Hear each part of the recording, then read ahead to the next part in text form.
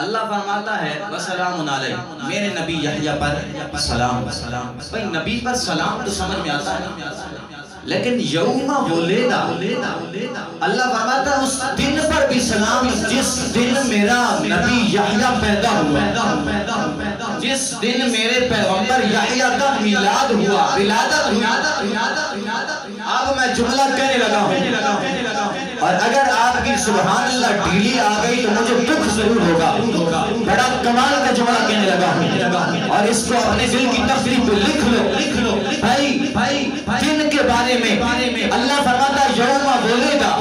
اس دن پر بھی سلام ہو جس دن میرے نبی یحییٰ کا میلاد ہوا۔ سوال یہ پیدا ہوا، اے اللہ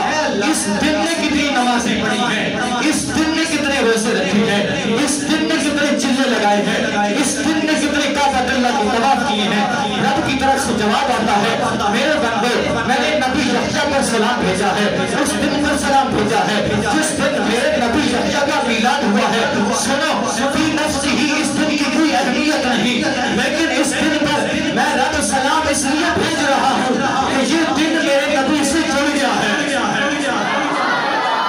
یہ دن میرے نبی سے جڑ گیا ہے۔ اب اگلا جملہ اس سے بھی زیادہ زیرآور ہے، جو دن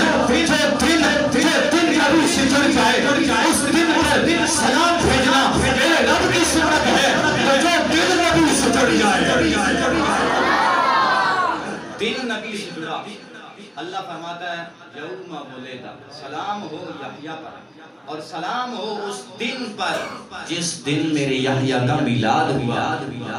بھائی اس دن نے چلے تو کوئی نہیں لگائے، اس دن نے کوئی روزے بھی نہیں رکھے، نمازیں بھی نہیں پڑھی، اس پر رب کیوں سلام بھیج رہا؟ فرمایا اس کی کوئی اور حیثیت نہیں ہے، اس دن پر میں سلام اس لیے بھیج رہا ہوں کہ یہ دن میرے نبی سے جڑ گیا ہے۔ تو جو دن نبی سے جڑ جائے اس پر سلام بھیجنا میرے رب کی سنت ہے، تو جو دل نبی سے جڑ جائے پھر میں کیوں نہ کہوں کہ اے ابو بکر تیری خدمت میں سلام کہ تیرا دل میرے مصطفیٰ سے جڑ گیا، اے عمر تیری بارگاہ میں تیری خدمت